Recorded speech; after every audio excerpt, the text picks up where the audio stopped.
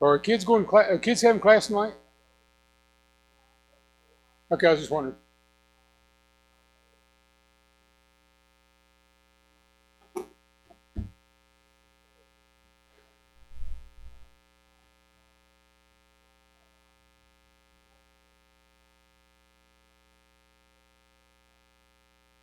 Charlie goes to the store.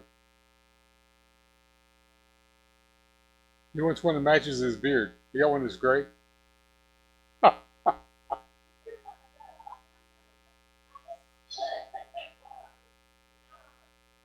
Hey, Dawson. Did you just drive by that way a few minutes ago? Oh, okay. Good to see you tonight. I'm glad you're here.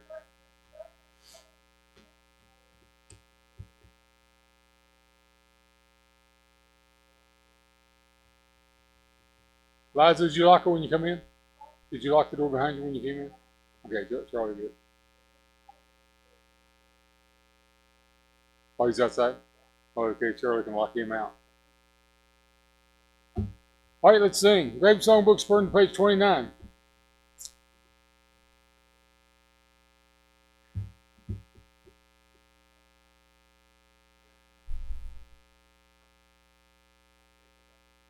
You got it. Okay. So I'll take Songbook and turn to page 29, if you would.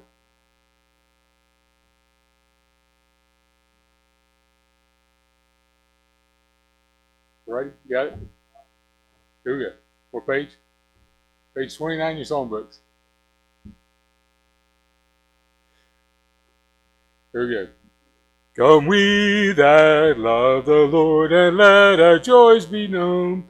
Join in a song with sweet accord, join in a song with sweet accord, and thus surround the throne, and thus surround the throne. We're marching to Zion, beautiful, beautiful Zion. We're marching upward to Zion, the beautiful city of God. Let those refuse who sing who never knew our God, but children of the heavenly King, but children of the heavenly King, may speak their joys abroad, may speak their joys abroad. We're marching to Zion, beautiful, beautiful Zion. We're marching upward to Zion, the beautiful city of God. Last verse. Then let our songs abound and every tear be dry. We're marching through Emmanuel ground. We're marching through Emmanuel's ground. To fairer worlds on high, to fairer worlds on high. We're marching to Zion, beautiful, beautiful Zion. We're marching upward to Zion, the beautiful city of God. Thank you. Have a seat. Okay, let's go to Lord in prayer. Does anybody have a spoken prayer request?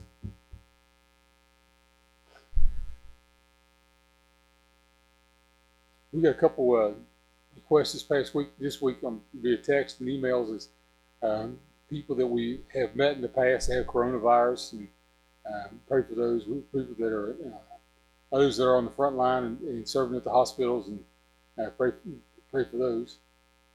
Pray for Bruce and Patty and those in our church family that have been sick and going through treatments. Does anybody else have a spoken request? Anybody with an unspoken request that we want to pray about, not to mention out loud? All right. Alan, will you lead some prayer?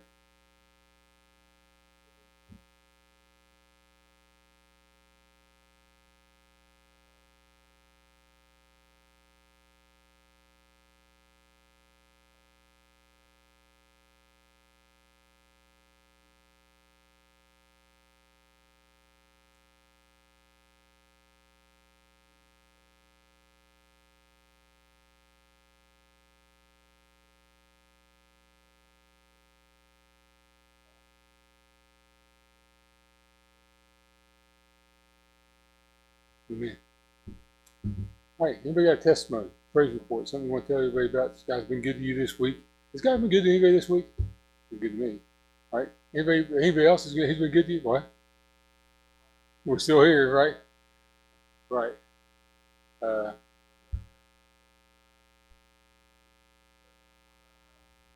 you downstairs. That's a good thing. No one likes a pool in the basement. Everyone likes a pool. No one likes a pool in the basement, right? Okay. Anybody else?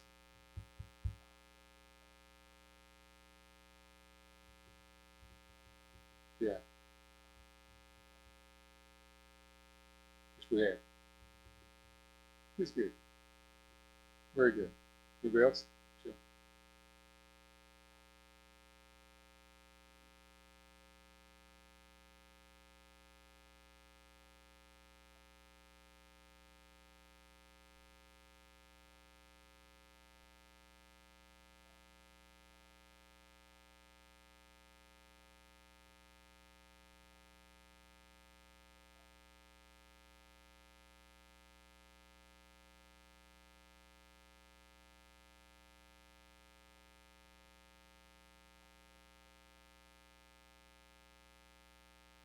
Very good. Anybody else got something to be thankful for? Okay. All right, then. Oh, you Bible read this book of Daniel. We'll get right into this. I love the story. I love the book of Daniel. The prophecies in it are really good. But then, other than the prophecies, I look at the stories of the people, and I want to look at someone in the book tonight that we don't often look at his life, and I want to look at his life just a little bit. Daniel, going to Daniel chapter 3.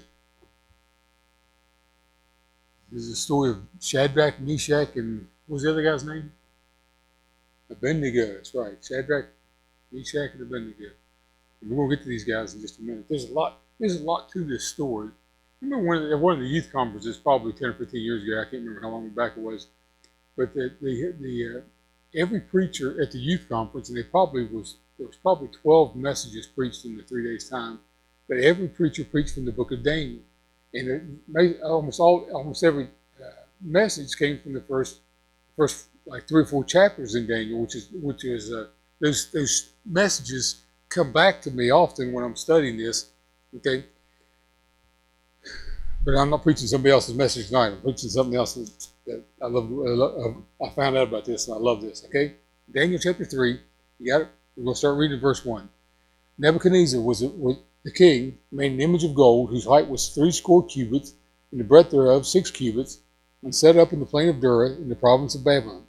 But Nebuchadnezzar the king sent together the princes, the governors, and the captains, and the judges, the treasurers, the counselors, the sheriffs, and all the rulers of the provinces to come to the dedication of the image which Nebuchadnezzar the king had set up.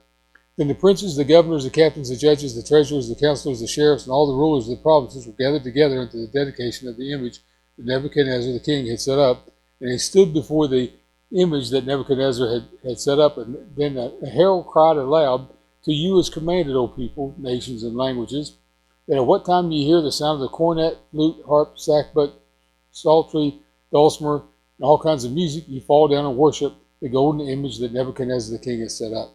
Whoso falls not down and worshipeth, shall the same hour be cast in the midst of a burning fire furnace." Therefore, at that time, when all the people heard the sound of the cornet, flute, harp, sackbut, psaltery, and all kinds of music, all the people, they left dulcimer out that time. I don't know if you noticed that or not. And all the people, the nations and the languages, fell down and worshipped the golden image which Nebuchadnezzar the king had set up. Stop reading right there and look this way. Okay? I'll get right into this. I'm going to review the story probably everybody here knows this, but I'm going to review just a little bit of this. Nebuchadnezzar is the king of Babylon. It's the first world empire where rules all the basically known world at the time. And he's gone throughout different countries, and as he conquered different nations, he's brought people back into to live in like dormitory situations to study under his kingdom, to study his laws and his ways. He has sorcerers and his astrologers and wise men, what he calls wise men and magicians. He has all these people that are training these young men in the ways of Babylon. But there's kids that I think they're teenagers when I read this. They're just young people that have come over to Babylon from Jerusalem, and they were put in these dormitories, these college type places, and they're different. Daniel and Shadrach, Meshach, and Abednego. And at this point, Daniel has already set himself apart from everybody else because he can interpret dreams. In chapter 2, we read about him.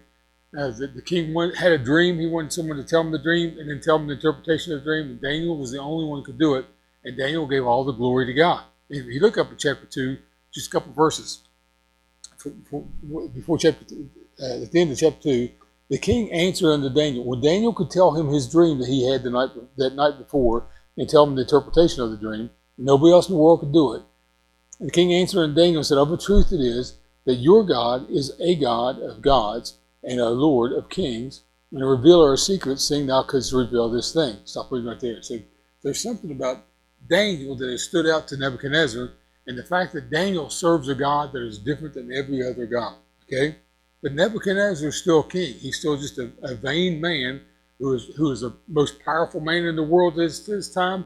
And he builds this image that is 90 feet tall and 9 feet wide. Probably look just like him. Okay? Because like most dictator type rulers set up an image. If they set up an image like Stalin did, they set up an image that looks just like them, right? Saddam Hussein did the same thing. So here's an image of gold. It probably looks like, it doesn't say, but we assume it's the form of a man. Okay. He makes a proclamation. He calls all his leaders in.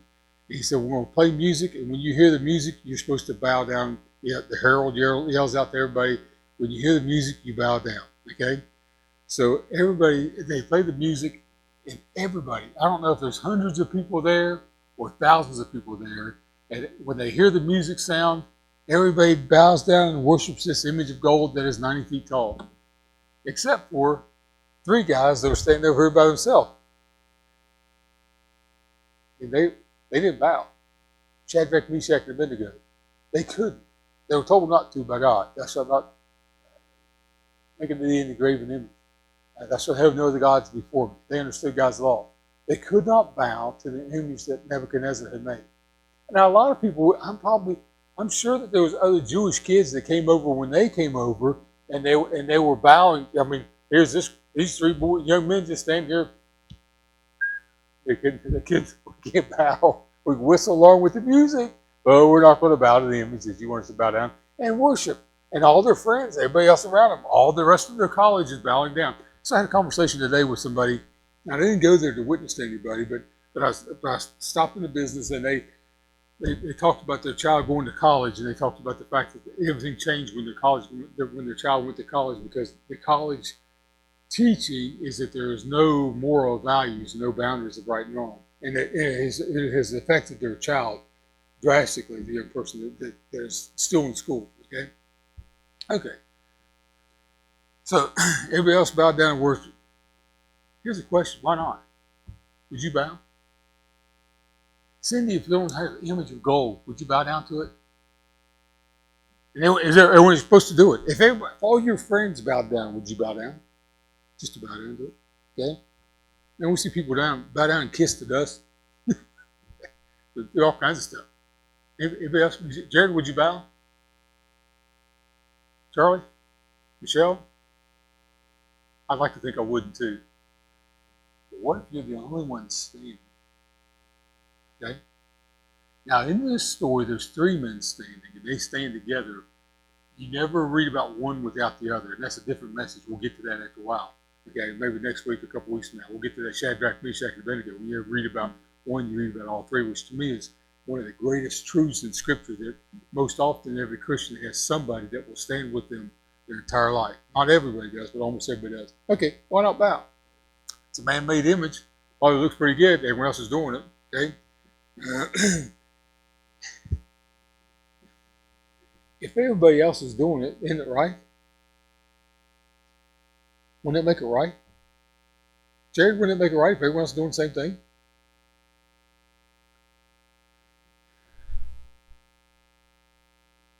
It's usually the opposite.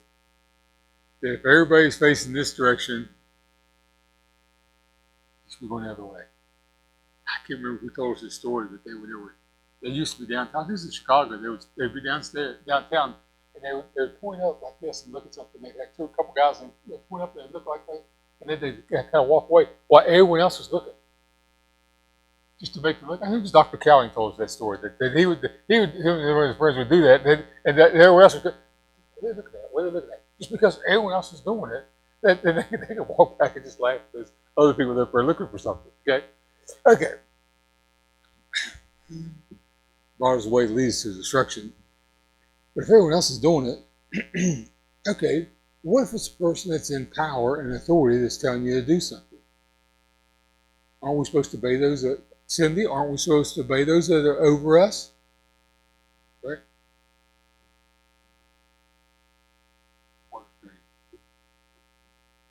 Charlie, aren't we supposed to obey those? Aren't you supposed to obey the principal? Right? The union leader? Okay, not the civil war goes against what God said, right? But isn't there something, okay, Jared, aren't you supposed to, whatever the boss says, do it, right? But there's times, huh? There you go. But there's times you can't, okay? Now, I've never had a boss tell me to do something that was illegal or immoral. But I worked at a place one time when I was in college, Capital Engineering. We did welding. I worked on a press brake as a metal shop. And after I'd quit there and started working somewhere else for more money, I left one job for a higher paying job. After I left there, I had a knock one day on the door, and a young man was standing at my door in a suit and a clipboard in his hand. And he flashed a badge. He's an FBI agent. He said, "Are you John Jenkins?" I said, "Yes, we need money if he's in trouble." He said, "Are you John Jenkins?" I said, "Yes, sir." He said, "I'd like to talk to you for a few minutes." I said, "Okay." Now, he came in, sat at our kitchen table, and we had this long conversation about what place I'd worked before. They had done a lot of things that were illegal. And he was asking me, I was not a welder, so I didn't know the things. I hate to say it this way, the welders were the guys with brains, and I was not one of the guys with brains, okay? I was the guy that they used to pick up stuff and move it from one place to another. I was weak mind, strong back at the time. That's why my back hurts now. But anyway, I was wanting to pick up stuff all day long, pick up the next thing. So I had the repetitive, non-thinking job. So this guy asked me all these questions, and he said, but it was our understanding that Capital Engineering, because we had a lot of military contracts to do welding and building things for night vision modification kits, and we did all kinds of, we did all the train parts and Caterpillar parts, but we also made a lot of things for the Army. And he said there were tanks on these, it wasn't Hummers, because this was in the early 80s, it wasn't Hummers, but it was a military type vehicle that were exploding because the welds were bad. And he was asking me these questions about welding. And he said, other people that I've talked to said that they were instructed to do this in a cheap way, in a wrong way. And he said they did it wrong. So these up armored vehicles are exploding with soldiers in them. It wasn't me. And so anyway, if you're told to do something that's wrong, and you know it's wrong, do you go ahead and do it? Well, everyone else is doing it. Okay. Must not be that bad. Okay, I mean, a bunch of kids got in trouble when I was in school. In high school, a lot of kids got in trouble just because everyone else was doing it. Okay, or they say there's nothing wrong with. Okay, that's a teenager's favorite line when they want to do something mom and dad or the preacher or the Sunday school teacher says is wrong. There's nothing wrong with. Show me that verse in the Bible. You can't prove me it's wrong. Okay, okay. Throughout the world's history, there has often been a man-made religion that is basically a state religion. Okay, the Roman Catholic Church got empowered with a lot of nations throughout the past few centuries to have a state-run religion to excommunicate everybody else is not part of theirs. The Japanese Shinto religion, which is basically worshiping your emperor, was basically a man-made religion, and you worship. What's that movie? What's the Disney movie?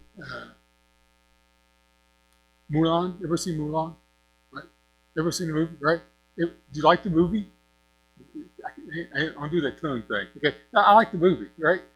But the truth is that the Japanese had much of their religion was wrapped in with their government tied together and basically worshiping their emperor. Okay, okay.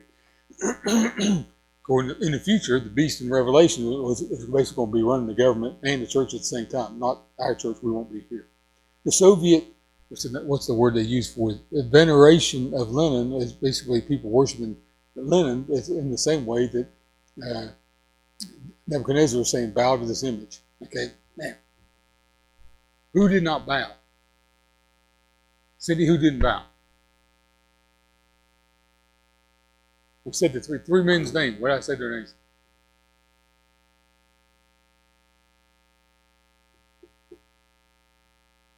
Didn't catch that part. Jared, give me one name. Another name. You best give me another name.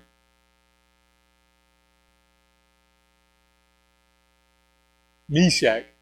I don't know, since I don't know anybody named Meshach. It's in the scriptures we just read. Okay? Shadrach, Meshach, and Abednego. Okay. Now, when they stood there and everyone else bowed, the other people that were bowing were all also leaders. They're not the king. The king's not bowing, but he made the image of gold and everyone else is bowing. So you know what happens? When you stand up above everybody else, it makes you a target. Okay? Let's look at verse 8. Okay? We'll read a couple words, verse 8 and verse 12. Wherefore at that time certain of the Chaldeans came near and accused the Jews. They spake unto the king Nebuchadnezzar, O king, live forever. These are going to make accusations against Shadrach, Meshach, and Abednego. Thou, O king, hast made a decree that every man shall hear the sound of the cornet, flute, harp, sackbut, psaltery, and dulcimer, and all kinds of music shall fall down and worship the golden image. And whoso falls not down and worship it, he shall be cast in the midst of the burning fire furnace. There are certain Jews whom thou hast set over the affairs of the province of Babylon, Shadrach, Meshach, and Abednego. These men, O king, have not regarded thee. They serve not thy gods, nor worship the golden image which thou hast set up. Stop reading right there. Look this way. Okay? They are upset. Everyone else is upset because Shadrach, Meshach, and Abednego aren't bowing. But I think they're also upset because he has set them over these other people. Okay? There's three young men standing over here that when Daniel was promoted to next second in command beside the king, when Daniel got that promotion, he brought Shadrach, Meshach, and Abednego up to be over the province of Babylon. So these three young men are also over all these other people that have been there for years. Okay? So I think there's a jealousy thing going on. Not just the fact that Shadrach, Meshach, and Abednego wouldn't bow, but it's the fact that they were over them. Okay? Why accuse these guys? Because they're jealous. Okay? Now, look down verse 13. I like this because this ties in with some of the stuff we read a couple weeks ago or studied maybe 2-3 weeks ago. Verse 13. Then Nebuchadnezzar in his rage and fury commanded to bring Shadrach, Meshach, and Abednego. Then they brought these men before the king. Okay, is the king mad? Rage and fury. Is he upset? Cindy, does that mean he's upset? Rage and fury. He's mad, right? Okay, let's read what he says though. Nebuchadnezzar spake. He didn't yell at them.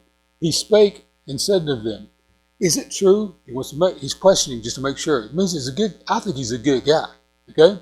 He's a king, he's vain in all he does. But at this point, listen. Is it true, O Shadrach, Meshach, and Abednego, do not you serve my gods, nor worship the golden image which I have set up? Now, if you be ready what time you hear the sound of all the music and all kinds of music, if you fall down and worship the image which I have made, well, all you got to do is do it. Just bow down, just do it. Okay? If you'll just bow down and don't pay attention to Daniel or your gods back home, okay? Just don't listen to Daniel just this one time. And I think the king is like, look, guys, I really like you guys, but you're going to have to bow. You have to do this thing, okay? And they still can't. It's not that they won't, well, they refuse to do it, but they can't because it goes against what God's told them to do, what scriptures have told them to do. Old Testament law. They cannot bow to an image. I think they won the king's favor. We know that Daniel, their friend, has won the king's favor, and we know that they have been promoted because they are Daniel's friends. I mean, the king is like, can you guys just bow down? Does it want to hurt you? Is there a reason? You can't just bow down this one time? Okay, let's read on.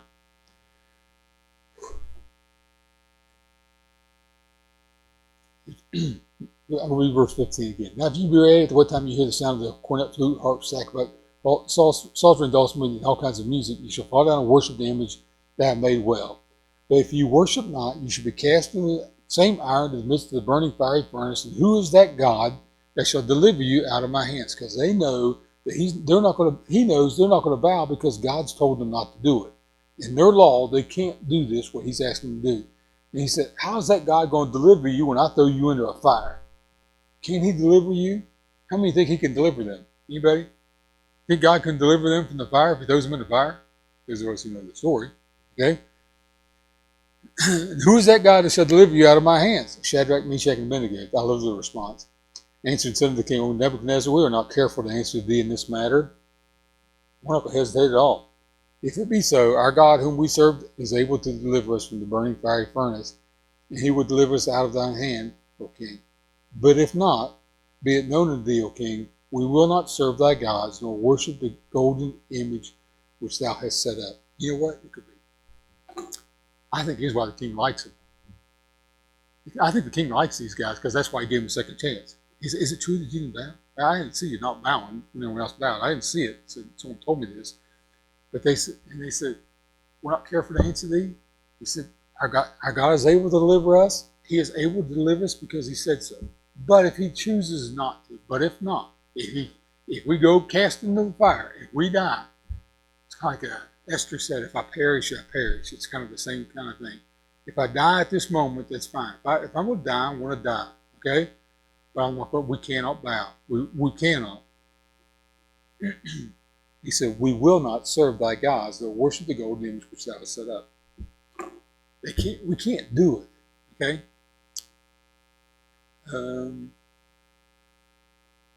There's things I don't do because I don't want to do it. Okay? There's things I can't do because I know what it would do to me. Okay? Because scripturally, okay, I'm going to use this is a personal illustration for me. Okay? For I know who I am and where I came from and what I'm capable of. Okay? Which is bad things. I can't take a drink of alcohol. I don't want to.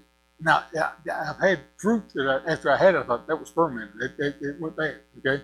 Or I've had juice that went bad and not realizing that and you think, oh, well, maybe I shouldn't have.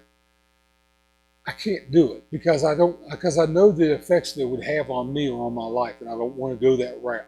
Okay? Because of my family history, my friends, and my own personal history, and what the scripture says, the wine is a mocker, storm drink is raging, and whosoever is deceived thereby is not wise. If everybody around me is taking a drink, when we go around our family members, and a lot of them are Christian, most all of them are Christians, but when we're around our family members, a lot of them drink. Okay? And what's wrong is does it bother you? It doesn't bother me that they drink it, but it would bother me if I did. And I have family members that if we were having a dinner with them today, they would say, Johnny, you want a beer? And I said, no, I don't want to. Okay? And they know. And some of them may even joke because they know what I was before I got saved and the direction I was heading. And they may even joke about it and still offer me a drink. Okay? But they know, I think they do it just they know I'm going to say no. Okay? Okay. With that in mind, Shadrach, Meshach, and Abednego said, we will not bow. Okay? Any questions on that? You understand my teaching on this is not a condemnation of everybody else that drinks. Right? And the scriptures is not a condemnation of everybody else that drinks. Because there's other things I will not do that I used to do that I don't condemn other people for doing, but if he asks me, I'll teach and preach on what the subject is. Okay. Okay, so they can't do it. Now, we read earlier about verse 12 or 13 about the king's rage and fury, but right now he gets upset. Okay? Because he's given these guys, he likes these guys, but he's given them a second chance. And they said no. They threw it back in his face in front of everybody. They weren't being rude about it. They weren't being unkind about it. They just said, we will not. Okay?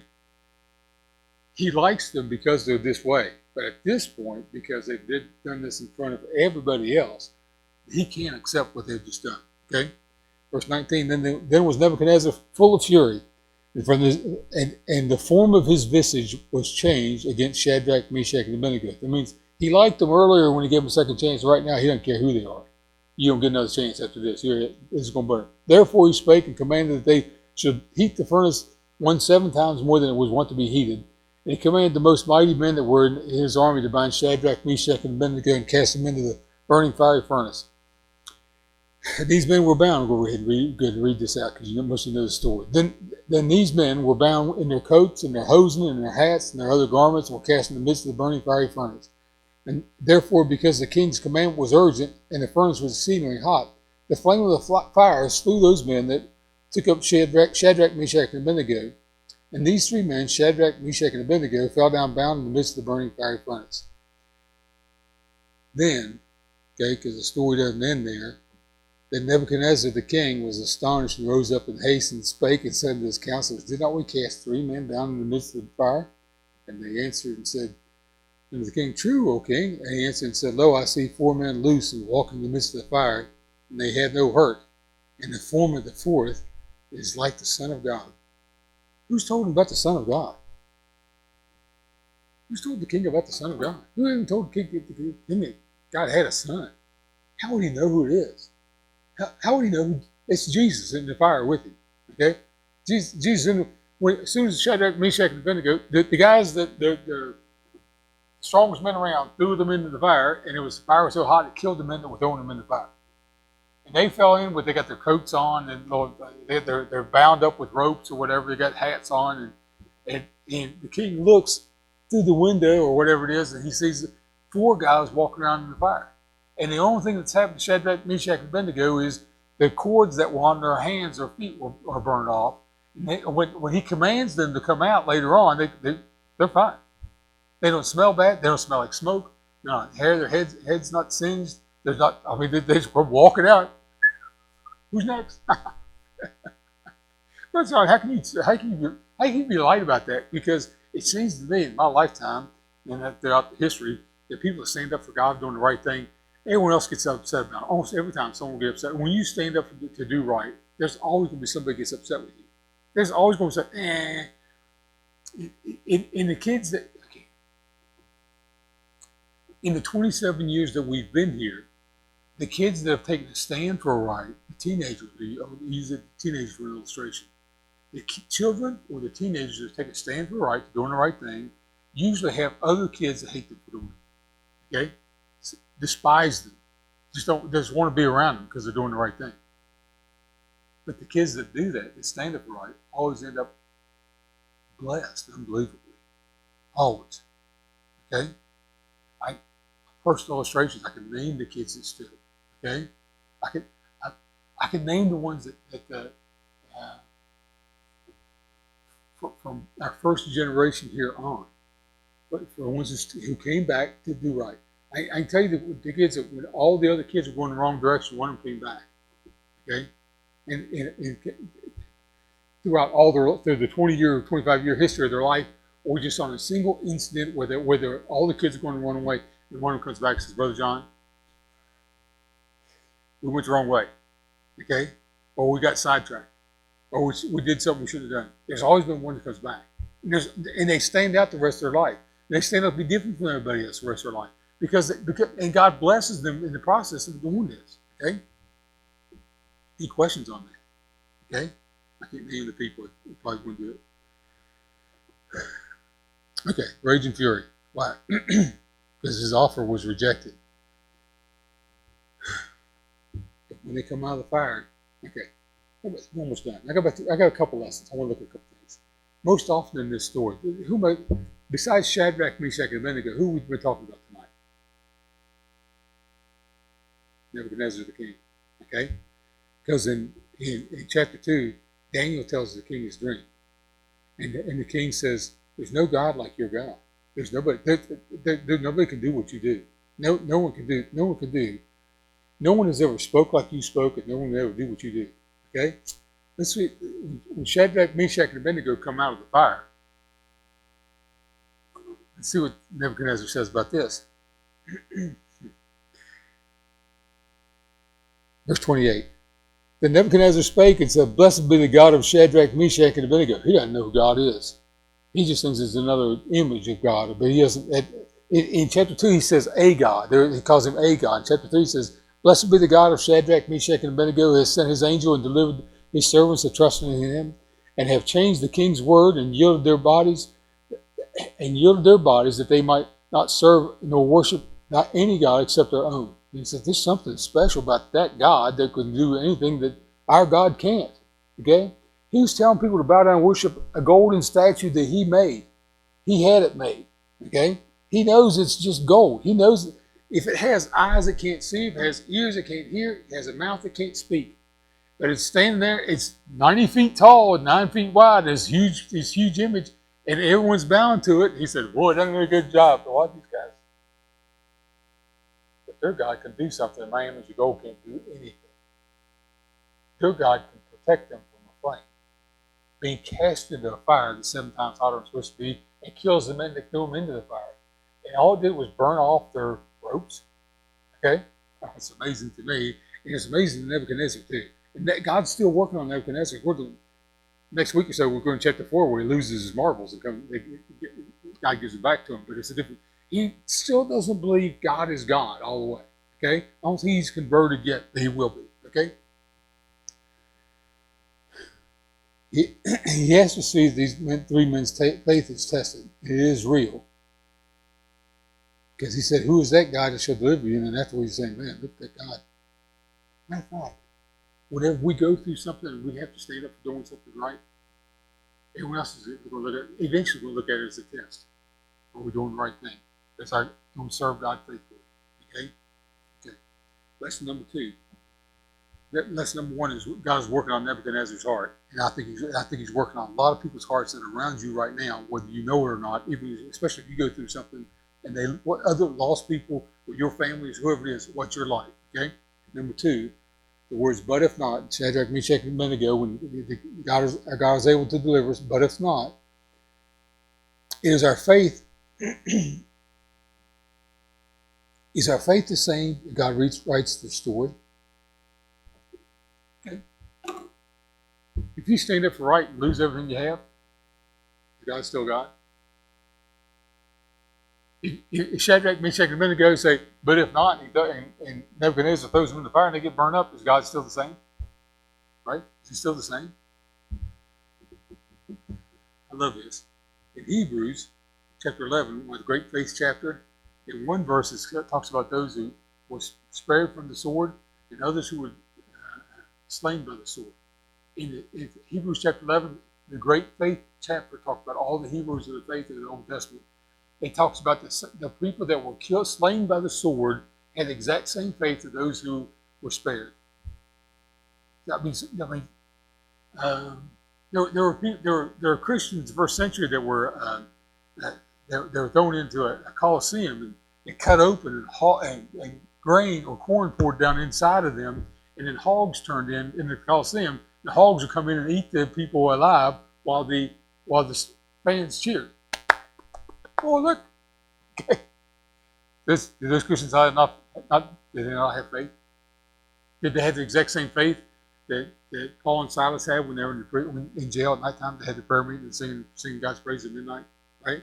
They had the exact same faith. Okay? So the term but if not applies to us that if we stand and everything goes perfectly, it's great. If we stand and everything goes downhill, God's still the same. Okay? He is able to deliver us, but if not. Okay? As Esther said, if I perish, I perish. Okay? Okay. Here's the next thing. Third lesson from this. There's a fourth man in the fire. No matter what fire you're going through, Jesus is always with you. If you walk, you don't go through anything alone. You really don't go. Shadrach, Meshach, and Abednego, whenever you read the 3 names, you always read them together. And so there's a lesson in that a lot of times Christians will stand with you, but a lot of times, sometimes they don't.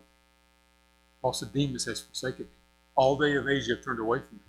And there's times when Apostle Paul's life, book of Acts, writing back from that time period, he said, there's times that all my brothers in Christ turned away from me and I was there by myself. Okay? For one of our assignments when we were at House Anderson College was Jared had this assignment too. We had to go to the bar and preach. Yeah, go to the bar and preach. Okay.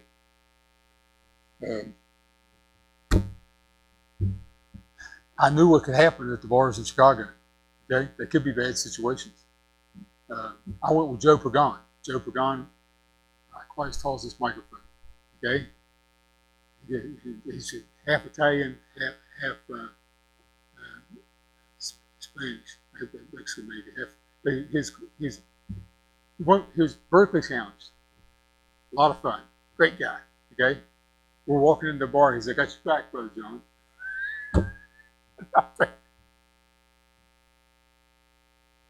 Thanks, pal. He never did leave me. I mean, we had to go to like 3 bars on a Saturday and go in and preach. you turn the ball game off? I want to talk to everybody for a few minutes. Really, you had to do that? Yeah, at least I'm doing it. I mean, it's different doing preach people. Stan Harris said he went to a place, and Stan Harris was fifth degree black belt karate. He was about 6'2", about 240 pounds. That's all it is, right here. And he went into a bar. So in his turn, they're supposed to go in to preach, and he went in to preach, and he didn't know it was a gang. They didn't know where they're going. It's just three, four guys went in together and went into the thing, and he's asked if he could speak to everybody, and all the gang members wanted to jump on him.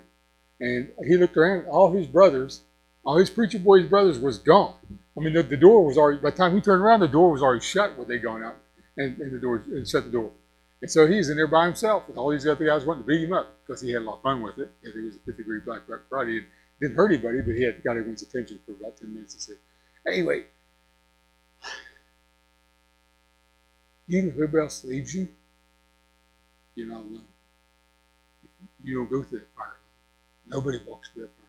He's always there with you. But I can't feel it. You know, they're like the footprint plaques that everyone bought from Home Materials 40 years ago. That's on the wall that says, you know, when you were walking on the beach, it's on one set, places or one set of tracks. When you go through that trial, he is always there with you, and most often he's carrying you through the trial. Or he's letting the ropes burn off, and you're okay. You're going to be okay when you get through on the other side. Just do what's right. Just continue to do what's right. Stand for what's right. Always do what you know you're supposed to be doing. Any questions? Whose heart is God working on? Nebuchadnezzar? Yeah. Who takes a stand? Shadrach, Meshach, and Abednego? Yeah. Who's walking alone? Anybody? Not in that story. Who's walking alone here? Anybody? Truth never changes. Are we supposed to bow? Are we supposed to bow? Well, everyone else is doing it. It just seems like it's okay because everyone else is. I remember a story probably about 15 years ago. There's a girl in our church that wanted to, all her friends at Sissonville High School wanted to go to a concert uptown. It was not going to be a good concert. It was not Gaither. It was not gospel music. It was, and she asked her parents if she could go, and they said no, you can't. But all her friends were going, and so her parents got the idea, and they said, "Why don't you call a preacher and ask him if you can go? Tell him who it is and ask him if you can go." So she asked. She did that. She obeyed her parents. She called a preacher up on the phone.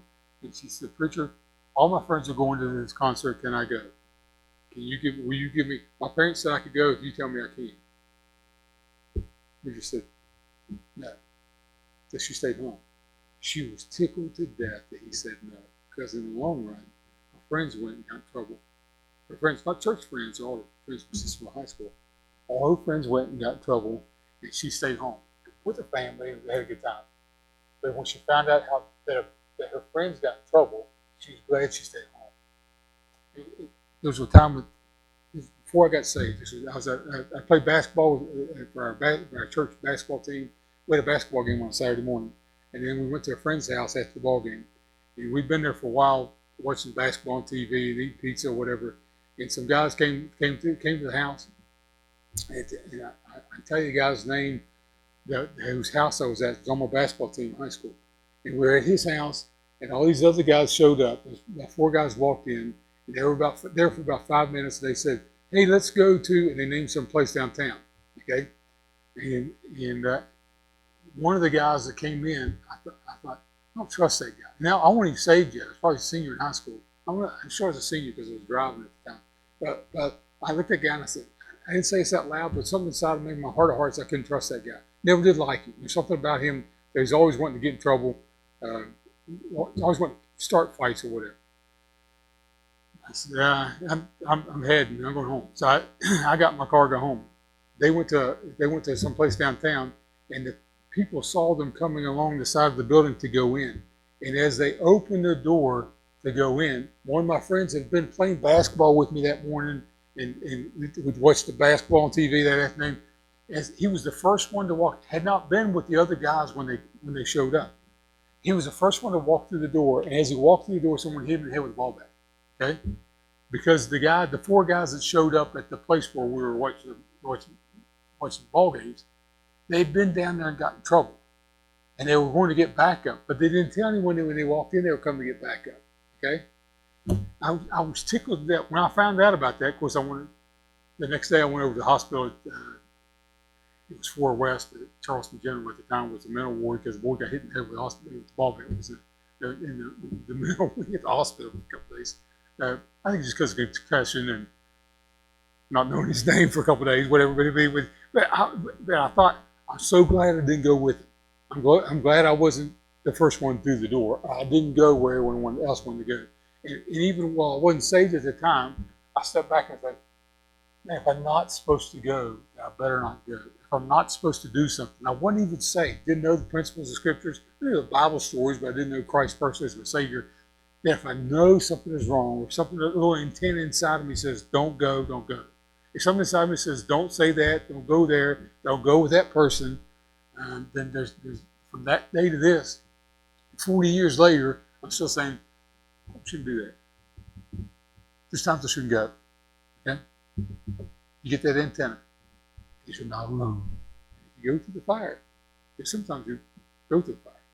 You're still not alone. Okay. Any questions? Comments? Cindy, you got any questions? What's the king's name?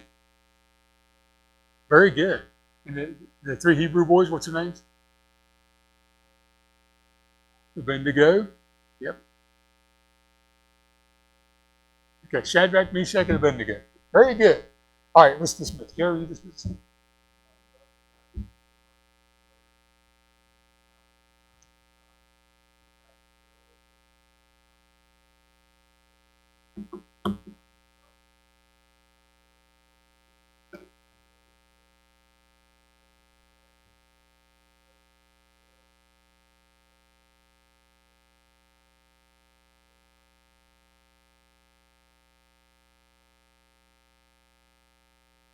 Amen. Thanks for coming out.